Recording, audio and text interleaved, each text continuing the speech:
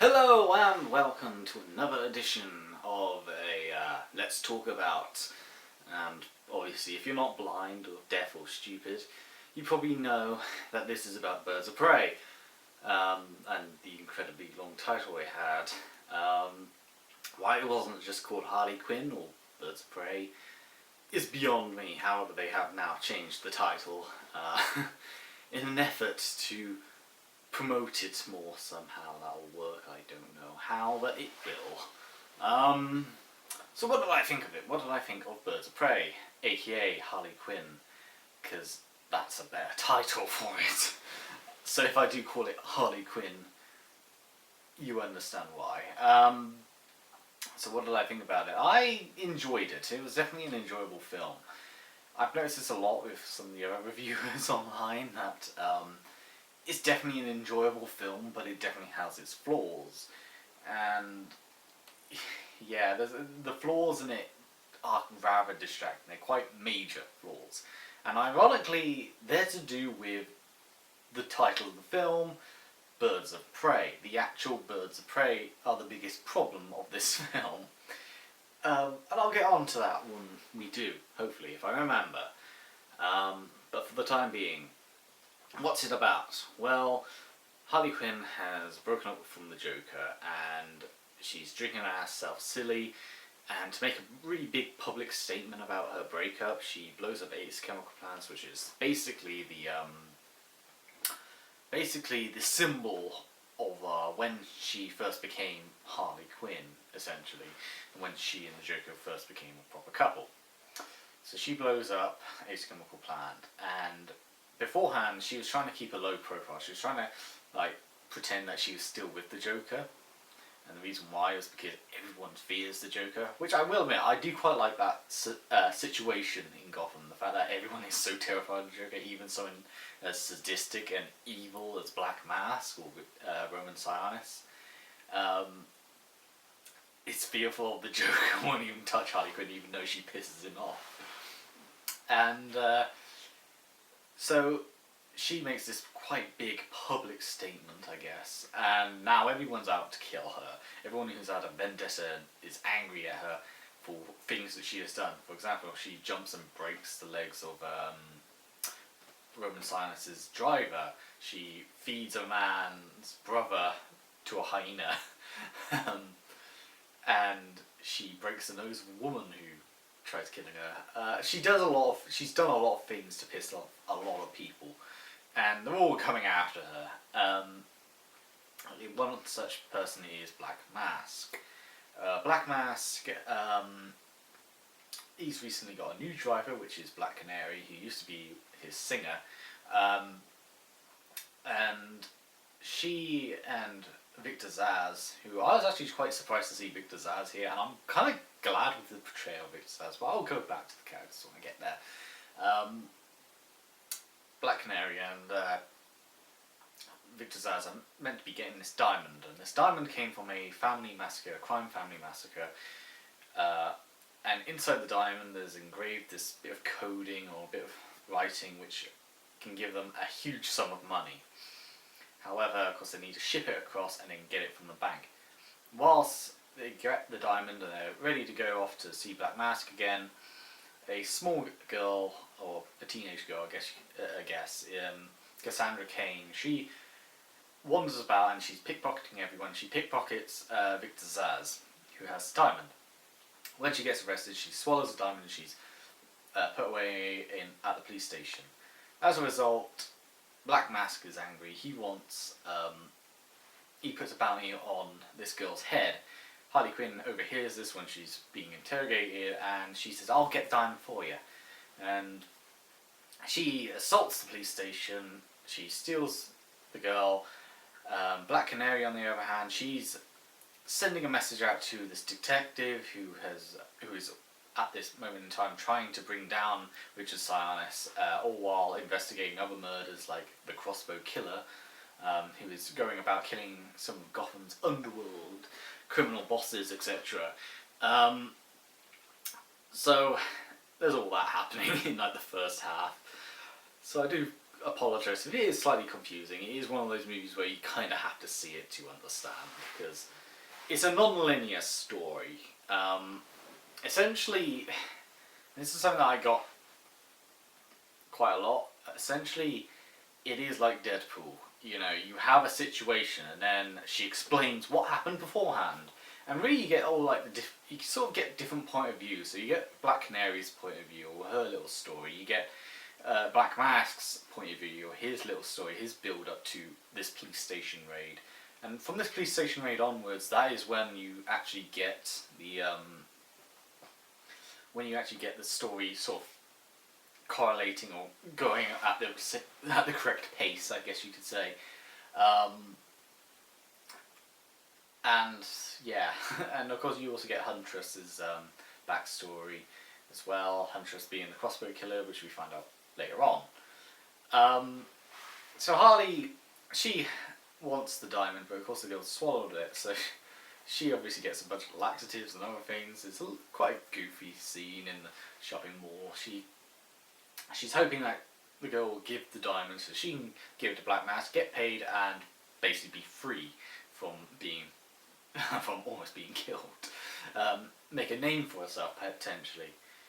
Of course, as things start becoming more and more tense and more claustrophobic almost, Harley eventually decides she's going to just give the girl over to Roman Sionis. So she calls Roman, tells him to meet her at this specific location at Amusement Mile to give the girl over.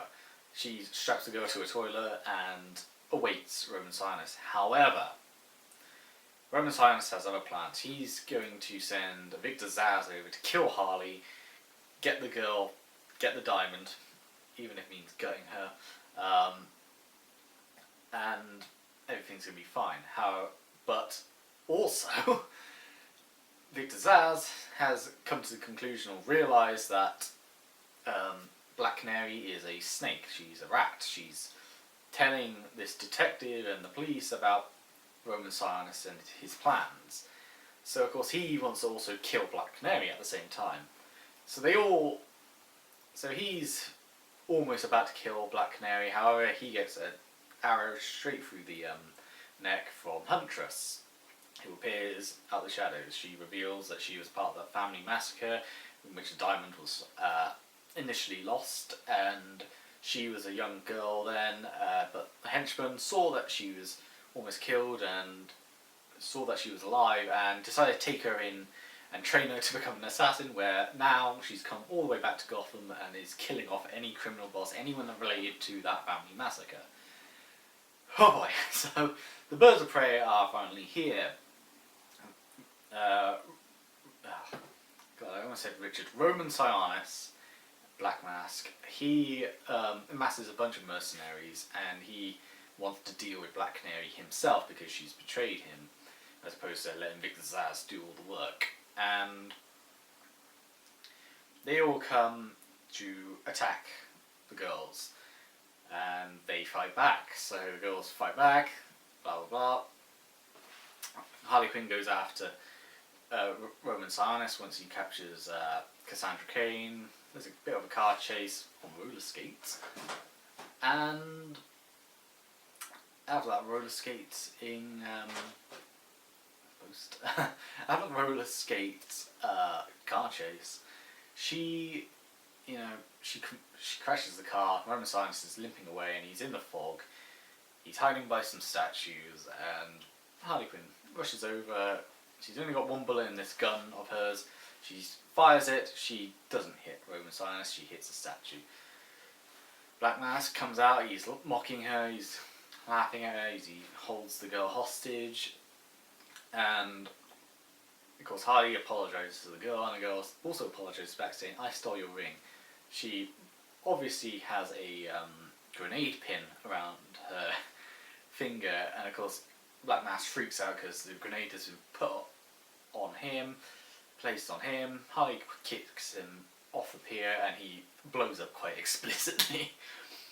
So the film more or less ends with them all sitting at a diner. Cassandra starts to feel unwell. She goes to the toilet, and of course Harley says, "I'm going to go grab something to help her out to get the diamond. However, the two girls rush out, they steal Black Canary's car and drive off. Black Canary, the detective, and Huntress, they become the birds of prey. Harley Quinn, on the other hand, is trying to basically convert Cassandra Cain into becoming her apprentice. So it all ends well, I guess. So that's a basic summary of what happens in the plot, what happens in the story, and it is definitely a wild ride. If you've seen any reviews online, you know that a lot of them say the same thing. It is definitely fast paced. Like, there's no stopping in this movie. As soon as it goes, it keeps going, and is extremely energetic in that sense. I do really enjoy this film. It really is a fun movie. It does have its flaws though, and it does have some quite heavy flaws. If you've just noticed during my summary, I kind of brushed past the detective, I kind of brushed past Black Canary, I kind of brushed past Huntress in fact, and there's a reason. They don't really have much in this film. This is one of my biggest issues with this film. It's called Birds of Prey. Now, for starters, I don't think many people know who the Birds of Prey are. Secondly, I don't even think the Birds of Prey are that popular in terms of the DC comics. And thirdly, this is a film about Harley Quinn, not really the Birds of Prey. The Birds of Prey come right at the end. Like, that's it. Like, this should have been just called Harley Quinn.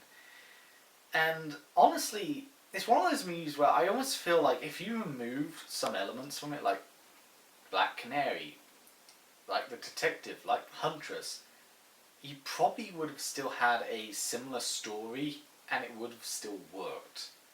If you just kept it as Harley Quinn trying to protect Cassandra Cain, or trying to use Cassandra Cain so she can get money, so she can make herself better, it could have been, I don't know, it could have worked better.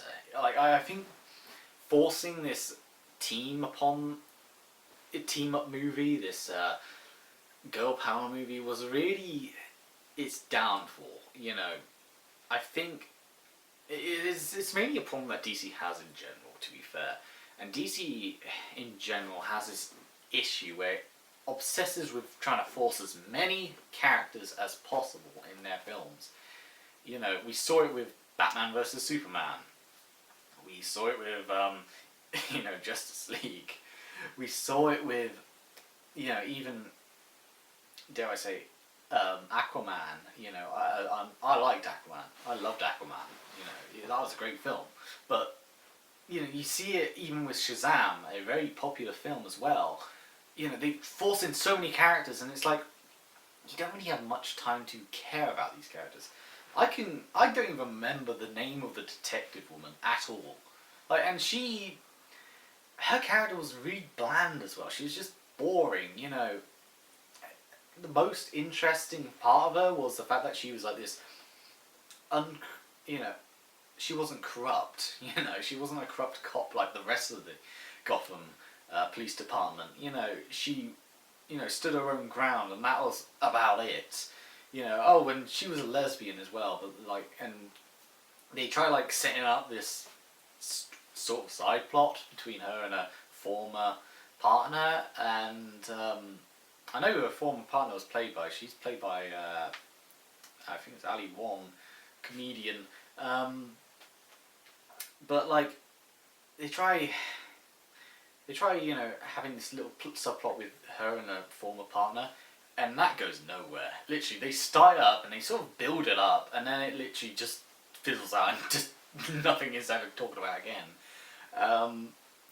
Black Canary as a character, she's a bit of a badass, but at the same time, there's not really, they have this little discussion between the detective and Black Canary at one point when they're in the apartment, and she says to Black Canary, your mother was a crime fighter, she was a hero.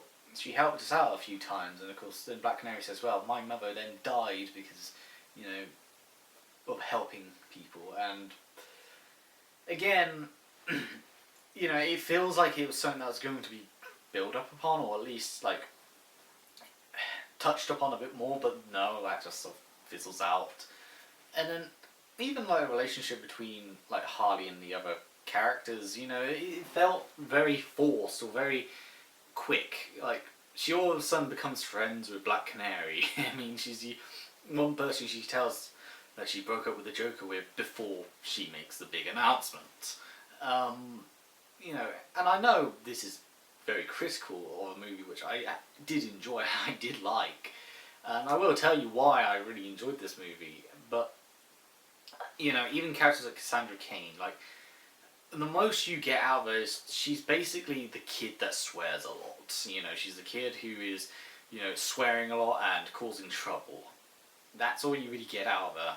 And it really annoyed me because at one point, when she is with Harley, when they're in the same apartment, when they're talking to each other, when they're doing their nails and all that, I was hoping for like a bit of character development between the two. Like, that would have been a perfect opportunity for Harley and Cassandra Cain to be, you know, interacting, develop each other, you know.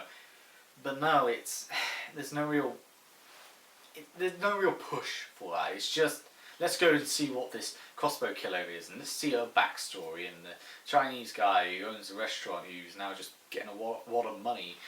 He's leaving them, he's exposing their identity to the world, you know. It's like, they could have had, like, that for me was a prime example of them trying to force so many characters in that they ended up they ended up sacrificing actual character development, actual character interactions, and that really got to me a bit. And speaking of Huntress, like, Huntress for me, like, I would like to say she was my favourite character, but at the same time, we got nothing out of her, and that's annoying, because Huntress was cool. She had, like, awesome, you know, she was awesome, but, like, you don't get anything out of her. She literally, you know, you get the moment right at the beginning, you know, with the 3 dead mobsters in the restaurant. 2 of them have been shot, and the other one has been shot with a dart.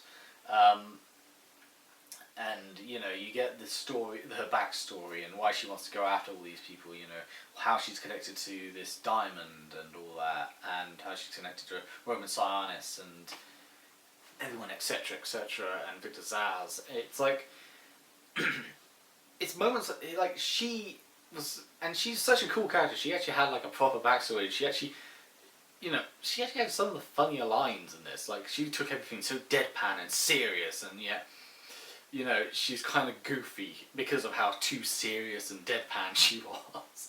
And, you know, Harley makes a few jokes about her being like that, and, you know, and also she was badass and very attractive. But I digress.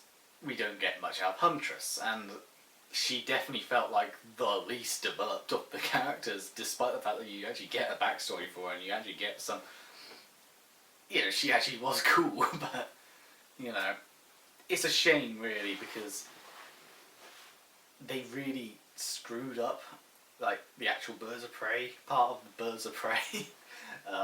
And that really is the biggest problem with this film. The Birds of Prey is the biggest problem of Birds of Prey. This should have been, and I think this has been said by everyone who has seen this film, even people who haven't seen this film are saying this, it should have been Harley Quinn. It should have been called Harley Quinn. It should have been Harley friggin' Quinn. As she says in the trailer. She doesn't say friggin', she says fucking, but still. you get the gist. Oh yeah, speaking of the so-called R rating, as you Americans call it, in the UK it's called a 15. Yeah, I can see why it's got a 15 rating, but at the same time it also felt quite immature in that sense. It was like the type of movie where they're trying to cram as many fucks in every sentence, like fuck this, fuck this, fuck this, fuck this, every sentence. Like, I believe Joker is a 15 as well in this country. It's also R rated in America, and if you want to be simplified. And yet that didn't have as many like F-bombs in it.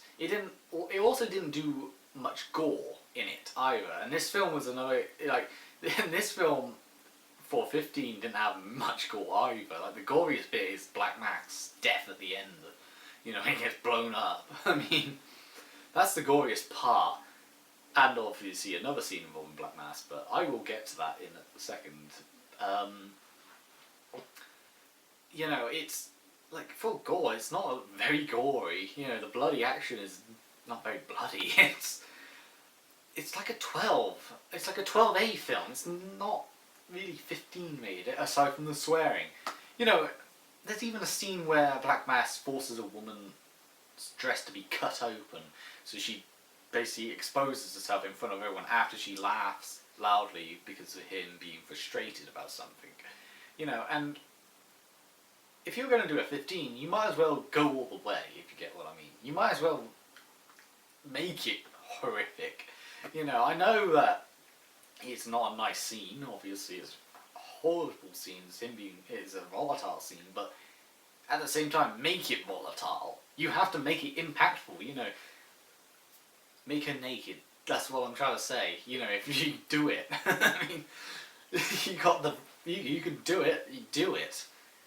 But no, you know, just cut it at the back slightly and she's doing that, basically. Holding her dress, still pretty much dressed, you know. It's like, go all the way. Make it more, like, horrific. And make it more, like, sinister and dark and volatile. You know, actually have an impact, you know. You know, that was a thing that I noticed. Obviously I know some people are probably grumbling about the girl power part of it, or the fact that it is a female-led movie, and as we all know, female-led movies are instantly bad no matter what they are and all the context, which is a really ridiculous concept in my opinion. You know, the anti-SJWs are like celebrating the fact that this is done poorly in the box office, despite the fact that it's actually got good reviews from both audiences and critics, but, you know, let's forget that part. It's clearly because of the women involved. But let's talk about that side of things. Now, unlike other films, very obvious examples being, you know, Ghostbusters 2016, and that god-awful Terminator film. Unlike them, yeah, this film definitely has a lot of girl power moments, but unlike them, this is actually at least enjoyable. This is actually, you know, fun. And, you know, I think the most I really got out of the whole, you know, girls rule, boys rule out of this film was mainly the fight sequences. Like, I noticed, especially during the police sequence, police station raid, like, there would be women in the police station, female officers, but Harley Quinn would always, and I repeat always, attack the males. Like, not a single female officer was hit or attacked. Like, there would be male ones who weren't doing anything with the female ones, and the male ones would be the ones that would get shot. I mean, I don't know, it was one of those movies where, like, I will admit, there was a little bit too much of the whole girl power thing, you know, a little bit too much of the whole, you know, men are awful sort of message, which is not an appropriate message, and basically you're shooting yourself in the foot considering the modern sociological and political climate. But at the same time, I think of it as it's sprinkled. It's like, it's not consistent, you know, it's not consistent. You know, for example, you know, almost all the men that are in this film are like sleazebags, like really volatile, you know, misogynists who want to sexually assault women, and I don't know, I do think that is a little bit of a bad message to put across. Like, and I'm not saying this is going to be a bad message for kids, because, you know, I don't think kids are watching this, obviously they shouldn't, but a bad message in terms of, you know, the issue which I have with equality or like female-centered films is that they always have this girls rule, boys rule philosophy, and it's like that right there is where you failed, because you can just preach about equality, you can't just preach about girls can do things that men can do, and then just belittle men consistently. Like that is where you do fail at this rate, and people are noticing it, people are getting angry about it. And this film definitely has that sort of theme, but at the same time, I think to myself, Harley Quinn, like, the character of Harley Quinn is an enjoyable character. Like, well, she is in this film. I will talk about my opinion on Harley Quinn as a general character in a second, but in terms of this film, and, she's, I guess in a way, it makes sense for her to be like this, considering the Joker's relationship and all that. But like I said, and it's Gotham. Gotham is a horrible place. But it's like, the only really friendly male characters in this film are old men. Twice, there's, maybe it's once, it might have been the same character, I might have just mistaken it, but like twice, old men who are making breakfast. They're the only male characters in this movie that are treated with any respect. So, and a small boy who gives Huntress a toy car to hold on to when they're being shot. A little girl Huntress, I should say. Yeah. By the way, speaking of Huntress, I could have sworn Huntress was Helena Wayne. Like, in the comics, I could have sworn she was from, I think it's Earth 2? An alternate version of the main DC universe in which it's Selena Kyle and Bruce Wayne's child. I could have sworn that was who Huntress was, but maybe I'm wrong, And obviously, I don't think you could do... Well, you could have done it, but I don't think you could have done it with this main line DC Cinematic Universe. Whatever the fuck they call it. Like DCEU or something like that. Yeah. Okay, so on to probably the best part of this movie. And the reason why I do enjoy this movie, despite the heavy flaws that it has, this is definitely a 6 to 7 out of 10 film for me personally. But time for the good stuff. For starters, it is definitely like Suicide Squad, but it's Suicide Squad done better, in my opinion. It's the editing is much better this time. And once again, cramming so many characters in. Luckily, they did chop it down quite a bit. Plus, it's mainly centered around Harley fucking Quinn. And okay, so Harley Quinn in this film is fantastic. She is one of 4 characters that I really, really loved. And Harley Quinn is just amazing in this film. Margot Robbie does a really good performance in this. And the funny thing is, Harley Quinn as a character, in general, is a character that I've never given a shit about at all. I know a lot of people obsess over her, and it's that's fine, but it's I just found her too overrated. For example, I remember when, for example, she first appeared in the animated series, and, she was an instant hit, and then she was brought into the comics, and then she's, in every single cartoon and video game ever made, and I always felt like Harley Quinn was quite a dull character for me personally. She was basically a specialised henchwoman for the Joker. That was it. She was just an obsessive... She was just an obsessive, henchwoman for the Joker. That was what I always depicted her as. And I never really cared for her character at all. I thought she had a cool costume. I really do like the red and black design of her costume. So I never really cared about it. Of course, when Suicide Squad came around, Harley Quinn became popular once again. And that's fine. However, they did something to Harley Quinn which I, for one, am still not a fan of. So, there's two versions of Harley Quinn. There's the, you know, mental Harley Quinn, and then there's slutty Harley Quinn. And unfortunately, Suicide Squad was where slutty Harley Quinn became the popular Harley Quinn. What I mean by this is, for example, I prefer her in a, you know, black and red costume. I prefer that Harley Quinn, the actual Harley Quinn costume, over her wearing skimpy fucking outfits with dyed hair and looking like some emo or some scene girl from the internet. It's like, I really dislike that design so much. I hate it. Like, even in this film, I hated her fucking costume design. It was like, is it that hard just to give her a black and red costume? Like, even if it's just, you know, doesn't have any, it's just short sleeved or sleeveless, you know.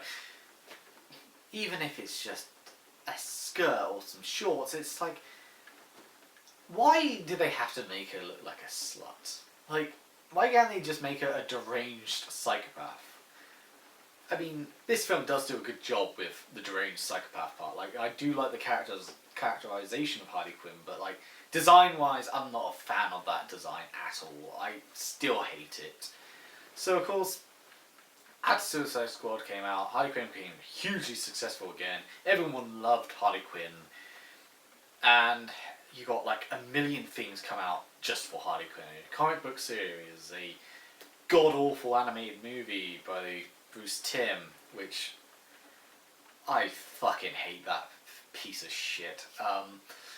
Then you have that TV show, well, say TV show, that DC animated show about Harley Quinn, which actually, to be fair, is quite funny. You know, in fact, looking at her design, why didn't they just use that sort of look to her? I don't know. But once again, it kept the fucking pink and blue, pretend to be seen goth girl look. It's, ugh, I hate that design so much.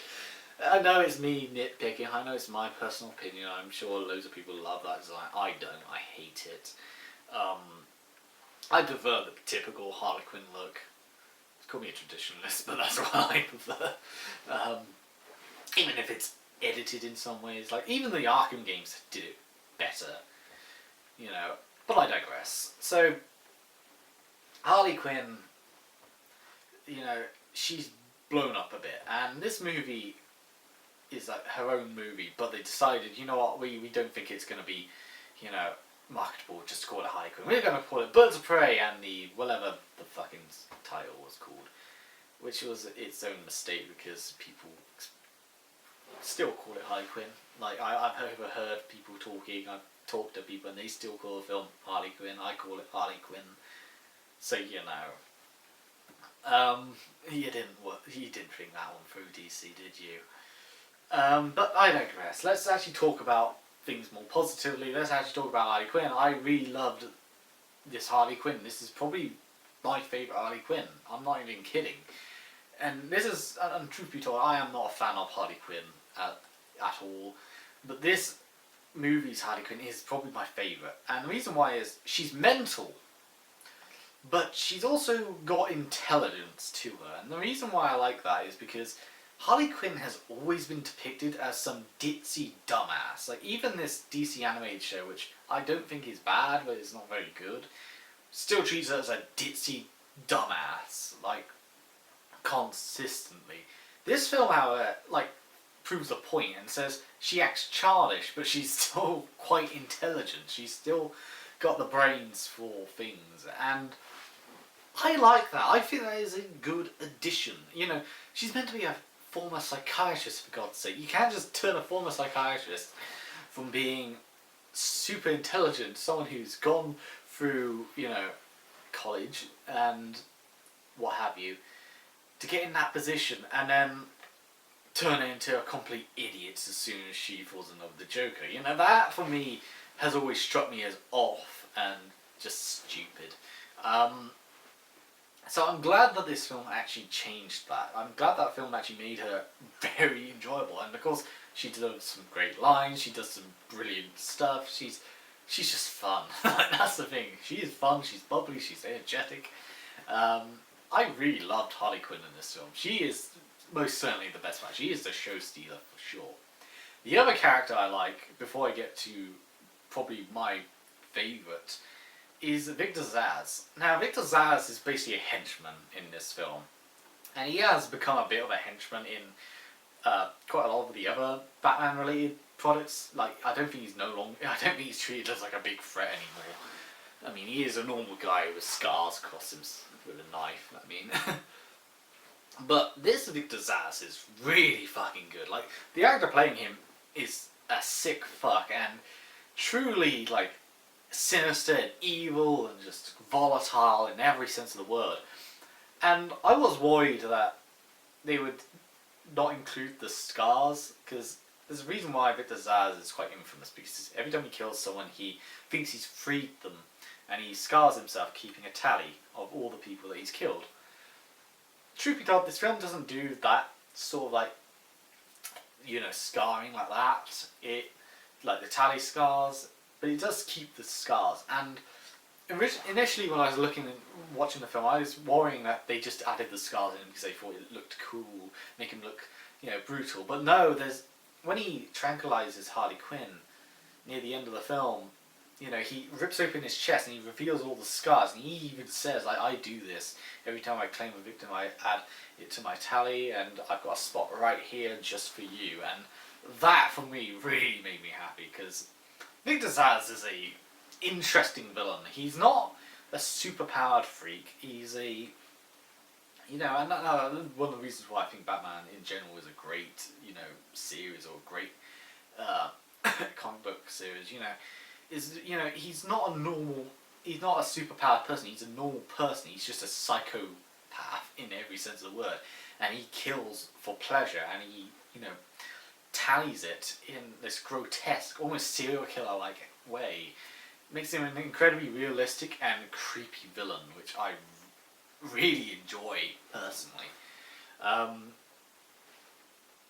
So yeah, I was glad with this portrayal of Victor Zsasz. I thought he was really good, and I loved it when, like, he did murder people. He'd like smile about it. He even said to one of his victims, "You're free now." It's like he knew how to do Victor Zsasz. He did it right, and you know, even though I was more of a fan of the bold version of Victor Zsasz as opposed to a blonde-haired version of Victor Zsasz, this is great. This Victor Zsasz is awesome. You know, it's also the third time he's been in live action, because the first time was in Batman Begins, and the second time was Gotham. I quite like the Gotham portrayal of Victor Zsasz as well. Like, Victor Zsasz is one of those like minor villains which I really enjoy and I love to see. Speaking of villains that I really enjoyed, probably one of the best parts, aside from Harley Quinn, is definitely Black Mask. Ewan McGregor sells it as Black Mask. He is awesome. Black Mask is a villain, once again, is a villain like Harley Quinn, which I never really cared about at all. Like, I understand he's a popular villain among fans, and I'm sure they will like this portrayal, but at the same time, I'm hesitant to say that because he doesn't really wear the Black Mask at, like, other than 2 scenes. Which I did feel quite disappointed by. I wish he wore the Black Mask like more than twice, I should say. Whereas at the beginning and right at the end. So, but Black Mask as a villain is once again a villain which I never really cared for in the comics. Never really cared for the TV shows either. Like, the first time I ever really saw Black Mask was in The Batman, and I thought that was quite a sinister Black Mask. I thought he was quite cool then. I haven't seen The Batman for years, so I don't remember if that's just my childhood thinking of that version as really cool and sinister. I don't know. The Arkham games, they didn't do a good job with Black Mask, just like they didn't do a good job with Harley Quinn. I like the Arkham games, but they really didn't do a good job with the characters at all. Where was I? The one of my favourite portrayals was the Under the Red Hood Black Mask, because he was actually like a proper mobster then. You know, he negotiated things. He wasn't like, he didn't lose his temper like instantly like this Black Mass does. But he's actually quite a cool-headed guy, but also willing to do business until pushed. That was for me like my favourite portrayal. But aside from that, that's the only times which I can think of that Black Mask has ever really been. That I remember Black Mask. I don't really remember his comic. I don't remember some of the stories involving Black Mask in the comics like at all. Most, if not all, my comics revolve around the Joker, if that's anything to say. but Black Mask in this is fucking awesome. Like, he is just evil, like pure evil, and I love it. Like, this is the type of villain where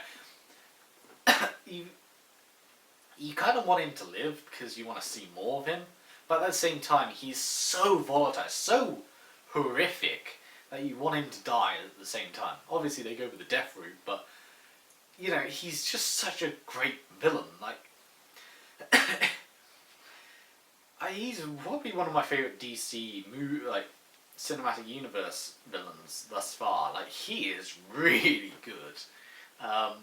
In fact, he probably is my favourite, come to think about it, but aside from Dr. What's-His-Face from Shazam, Salvador, no, not Salvador, that's the chainsaw guy. I forgot his name, Sal something. Yeah, something like that. The guy from Shazam, the main villain from Shazam, was also a really good villain, and I also quite like the Aquaman villain as well. Not Black Manta, he was disappointing, but he is cool. Ocean Master. But as I was saying, Black Mask is probably one of my favourites thus far in the DC universe. Because Ewan McGregor does such a great job. There's scenes where he is like, joyful and goofy, and then there's scenes where he is just volatile and just, he's just terrifying. There's one scene that sticks out for me, and this is the scene in which it happens at the beginning, and it was the scene for me which just, well, not only did it like impress me with Victor Zsasz, but also like made Black Mask, it just won me over. It won me over completely, and it's a scene, it's a horrific scene, it's horrible, but he has a family tied upside down, and this family, the father, he is a mobster. And he's got his wife and daughter as well next to him, hung upside down like that. And of course he's angry because the father wouldn't do a deal with him, and of course now he's taking revenge on the family. And he's just so nasty, the way he's like looks and speaks towards the family members. And Victor Zsasz, he comes in, he slits the throat, and then like starts skinning the face off and peels it off, and he throws it down. He does it with the father, the mother, and then he turns to the daughter, this young girl, and he says, "You know what? I'm going to let this one live." And he pulls her up, and she takes off the tape, and she says, "Thank you." And of course he says, "Is that a snot bubble?" Yeah. I'll take it for you do her as well. And you hear her screams, and he walks off, and that for me sold it for me. That for me was just utter evil, and it was brilliant evil. Like, that for me made me fall in love with this Black Mask. Like, that for me made Black Mask a truly evil villain. And there's other scenes like that where, he's negotiating with Harley Quinn. He'll sit back on the sofa, grab some popcorn, and watch as they try to torture Harley Quinn. He even goes, I mentioned this earlier, but, he finds out about finds out about Harley Quinn taking the girl. He finds out about like how his mercenaries failed and all that.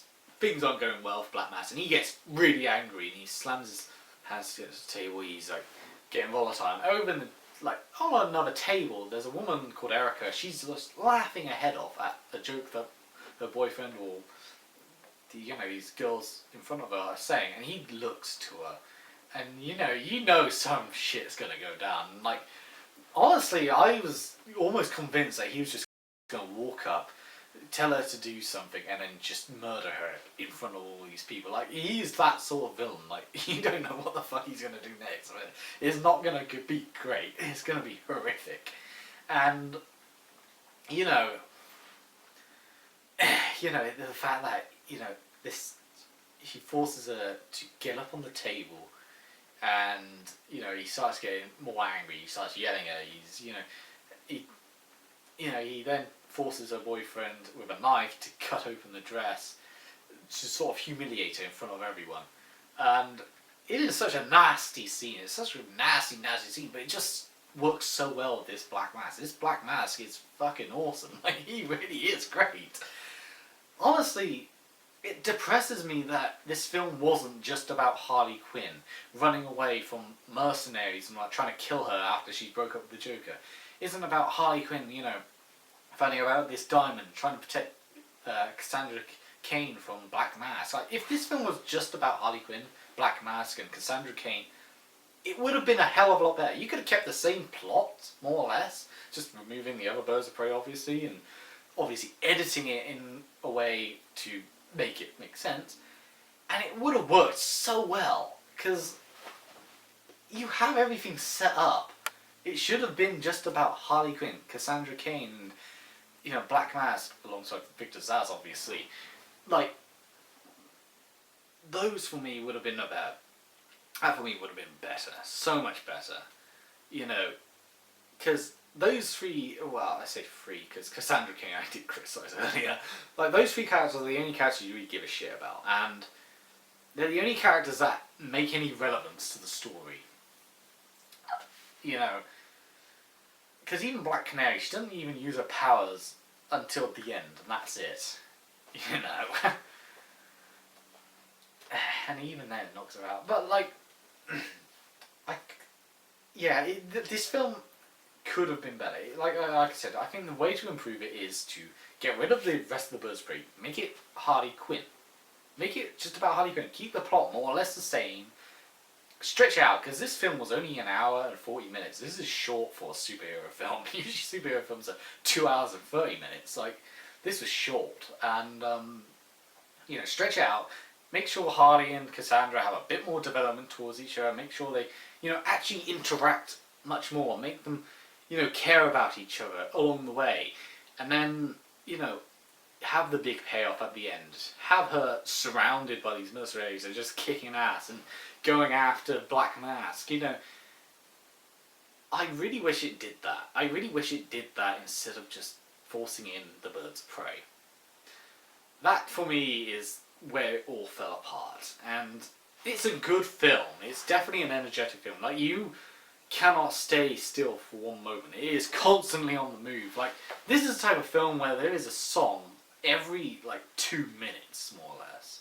Like, there's a battle sequence at a police station, and literally they have 3 different songs within 5 minutes. It is, it is loud, it is in your face, it is excited, it is energetic, and I did enjoy this movie. I really did. I may have been criticising the hell out of it, but that's only because it could have been so much better. It could have been brilliant. It could have been fantastic, but instead they fucked it up with forcing in characters like the Birds of Prey.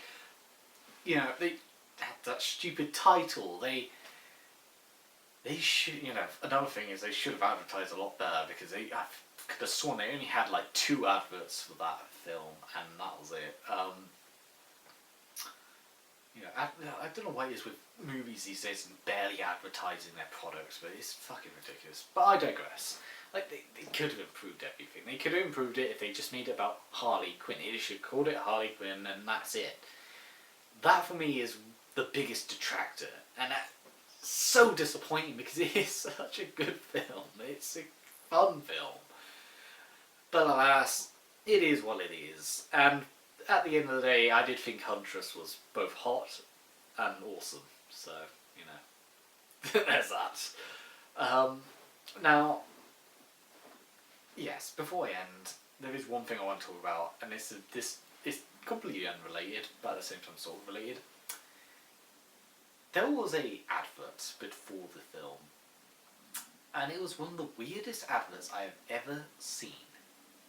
It was an advert for a fizzy drink of some sort, but I don't know if anyone else has seen it, but this fizzy drink advert essentially consisted of a girl, ginger girl, walking up to a room, and her father says, "Well, what's this?" And he holds up a vibrator. Now time pauses and some black lady comes on and she says, "Have a drink of this. Just tell him there's a massager," and then she just disappears off. She drinks it and she says to her dad, "It's for headaches. It's to relieve stress." And of course he says, "Oh, really?" And he starts playing with it and he does it against his head. And he walks out and he says, "I'm going to show," he's going to show his wife, he's going to show her brother. It was one of the weirdest adverts I've ever seen, and I've seen a lot of weird adverts. I mean, but that probably takes the biscuit. It's such a weird. I mean, I don't know why we're even talking about it, but well, I know what I want to talk about because I just want to discuss how weird that advert was. It was before Harley Quinn, by the way. It was before the film, and I couldn't stop thinking about it because it was such a bizarre advert. It was for a fizzy drink, of all things, and that was the advert. Oh dear. I believe there was that advert once about selling condoms, and it was about people literally getting positions at an Olympic style event. I remember that was an advert once. You could only see on YouTube, but adverts are strange. Really, really strange. I did also get some film trailers, one of which was a really awful comedy called Like a Boss, I believe. That looked shit. Absolutely shit. It's prime American comedy right there. Americans are shit at comedy. I say that as I watch a lot of American comedy. There was also Wonder Woman, which looks so good. I think that looks awesome. I can't wait to see Wonder Woman. That looks good. And there was a Vin Diesel one where he got blown to pieces but can still regenerate. Although, yeah. So yeah, that's my thoughts on Harley Quinn and a bizarre trailer. Advert for a fizzy drink. I'm sure some of you might have to look that up to know what I'm about. Bye.